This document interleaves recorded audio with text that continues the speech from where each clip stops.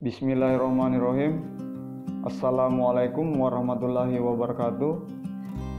Pada kesempatan hari ini kita akan membahas salah satu materi penting dalam ilmu sosial,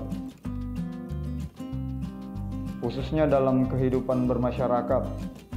Kita sudah sering mendengar istilah ini, yakni masalah sosial. Apa itu masalah sosial? Masalah sosial adalah keadaan di mana masyarakat yang memiliki ekspektasi, tujuan dan harapan yang ternyata tidak menjadi kenyataan. Masyarakat mengalami berbagai kerugian baik material maupun non-material. Dilihat dari sumbernya, masalah sosial dapat terjadi karena beberapa hal. Yang pertama, karena pengaruh individu itu sendiri.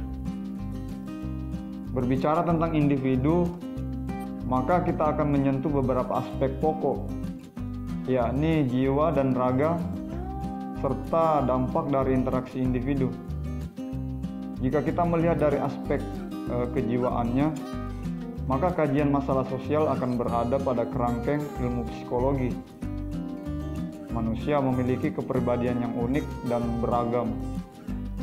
Kadangkala faktor kejiwaan ini menjadi salah satu penyebab timbulnya masalah sosial.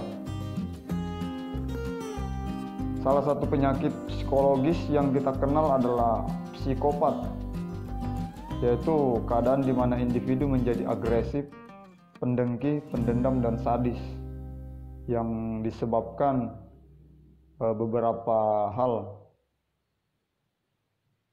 Menurut Kaufman,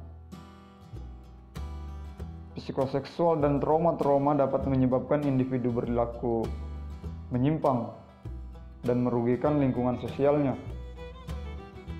Esensi dari perilaku menyimpang tidak terletak pada perilakunya sendiri, tetapi terjadinya ketidakseimbangan yang patologis di antara unsur-unsur dinamis dalam kepribadian seseorang. Perilaku semacam itu tentu akan membuat lingkungan sekitarnya mengambil jarak dan menjauhkan diri, serta mengambil batasan untuk bergaul dengan si penyandang. Sehingga lambat laun individu akan mengalami keterasingan, terisolasi, dan akan memberi efek yang buruk, seperti meminum minuman keras, pemakaian obat-obatan terlarang, bahkan yang paling parah adalah bunuh diri. Masalah sosial juga dapat terjadi karena pengaruh raga atau karena faktor biologisnya. Secara kontekstual, kemampuan diri untuk beraktivitas sangat dipengaruhi oleh kesehatan diri, serta kemampuan menggunakan seluruh panca indera untuk beraktivitas, sehingga usaha untuk mewujudkan kehidupan sejahtera dapat diwujudkan. Sebaliknya, jika kondisi kesehatan bermasalah, tentu akan berpengaruh pada kemampuan untuk bekerja, berusaha, sehingga hal ini dapat menimbulkan berbagai macam persoalan seperti kemiskinan dan pengangguran. Lalu, masalah sosial dapat juga bersumber dari masyarakat itu sendiri. Hal ini dapat terjadi karena pengaruh budaya.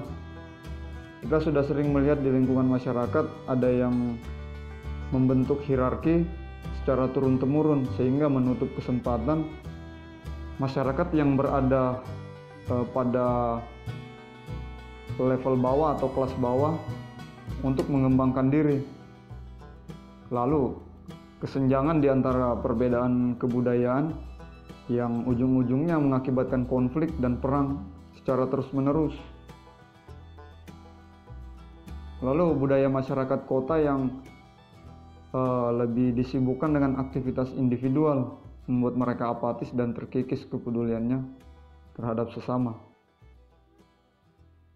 Masyarakat intoleran juga dapat menyebabkan masalah sosial, seperti mengasingkan beberapa orang yang dianggap menyimpang dari sistem sosial yang berlaku, sehingga mereka semakin pesimis dan tidak memiliki kesempatan untuk berubah ke arah yang lebih baik. Masalah sosial yang sampai saat ini terus terjadi dan terus diupayakan pemecahannya adalah kemiskinan. Kemiskinan adalah keadaan di mana masyarakat tidak mampu atau sulit memenuhi kebutuhan pokoknya karena disebabkan berbagai macam persoalan seperti kurangnya pendidikan, kurangnya keterampilan, buruknya kesehatan, karena sistem yang tertutup dan tidak membiarkan masyarakat keluar dari lingkar kemiskinan. Hampir di seluruh negara di dunia ini memiliki masyarakat miskin, baik di negara maju maupun berkembang. Untuk memecahkan masalah ini tentu harus dilakukan metode yang baik dan sistematis. Menurut Sutomo, untuk memahami masalah kemiskinan lebih lanjut perlu diketahui dan ditelusuri latar belakangnya. Dengan memahami latar belakangnya akan lebih mudah diidentifikasi sifat, keluasan, dan kedalaman masalahnya. Langkah awal yang perlu dilakukan dalam analisis masalah sosial adalah dengan mencari sumber masalahnya. Sumber masalah terkait kemiskinan dapat terjadi karena beberapa faktor. Ada kemiskinan yang terjadi karena individu tidak memiliki kekuatan dan terganggu kesehatannya, sehingga kemampuan untuk bekerja secara optimal sulit terwujudkan, atau kondisi kejiwaannya sedang tidak baik, maka hal ini akan menghambat perkembangannya. Bahkan kemungkinannya akan mengalami kemunduran secara terus-menerus. Pada kondisi semacam ini, kita dapat merumuskan cara-cara tertentu agar memperoleh solusi terkait masalah yang dihadapi individu tersebut. Atau ada juga individu yang memiliki watak pemalas sehingga untuk berkembang akan sulit dan susah. Semacam mindset yang sudah tertanam sejak lama. Lalu menganalisis masalah kemiskinan karena pengaruh sistem atau strukturnya. Sering kita mendengar istilah kemiskinan terstruktur, artinya kemiskinan yang tidak memberikan kesempatan kepada kelompok tertentu untuk berkembang. Hanya beberapa golongan saja yang memperoleh kesejahteraan hidup. Kajian seperti ini sangat penting dalam proses menganalisis masalah sosial yang terjadi. Setelah mengetahui sumber masalah, kita harus memperhatikan data atau informasi yang diperoleh dari berbagai macam sumber. Informasi haruslah bersifat objektif, artinya tidak hanya dari satu sudut pandang saja atau hanya berdasarkan asumsi kita saja. Karena masyarakat adalah menarik, karena drama yang terkandung di dalamnya terdapat kecenderungan untuk menyingkirkan pengertian sistematik dan langsung menggarap deskripsi-deskripsi, cerita-cerita, dan pertimbangan pribadi. Kurang lebih seperti itulah menurut Hartono. Sehingga perlu melibatkan berbagai unsur-unsur sosial di dalam pengumpulan informasi. Sehingga data akan netral, tidak hanya objektif, informasi haruslah reliable. Diskusi dan dialog tidak cukup hanya sekali dua kali dilakukan, namun haruslah berulang-ulang guna menjamin keakuratan data yang kelak digunakan sebagai bahan kajian dalam upaya pemecahan masalah sosial. Menurut Hartono, bahwa pengetahuan adalah kuat secara sosial hanya bila pengetahuan dipergunakan. Pengetahuan sosial supaya dapat berguna harus dapat dikomunikasikan, valid, dan meyakinkan. Dari materi tadi telah dijelaskan bahwa idealnya kita harus mengetahui sumber masalah sosial terlebih dahulu guna mencari alternatif pemecahan masalahnya. Ada dua cara yang dapat kita lakukan. Yang pertama dengan melakukan upaya perbaikan atau pemulihan jika yang menyandang masalah sosial masih dapat ditangani. Contohnya, anak yang kekurangan gizi akibat jarangnya mengkonsumsi makanan bervitamin tinggi karena tidak mempunyai biaya untuk makan dan berobat, maka pada saat itu juga harus segera dibantu melalui tenaga medis dan tidak perlu menunggu waktu lagi. Hunian yang layak bagi pemulung dan anak jalanan, pengobatan bagi yang sakit parah atau menular, pendidikan bagi anak yang putus sekolah baik formal maupun non-formal, Hal ini begitu krusial sehingga penanganannya harus cepat agar masyarakat memiliki kekuatan. Kunci dari pengembangan masyarakat adalah melihat masyarakat sehat secara psikologis dan biologis, serta memiliki daya untuk berubah. Maka kita pun harus melihat potensi yang dapat dikembangkan, baik yang sudah melekat di diri individu maupun potensi yang terdapat di lingkungan sekitarnya. Pada proses pengembangan dilakukan sesuai dengan kebutuhan masyarakat dan sifatnya haruslah berkelanjutan.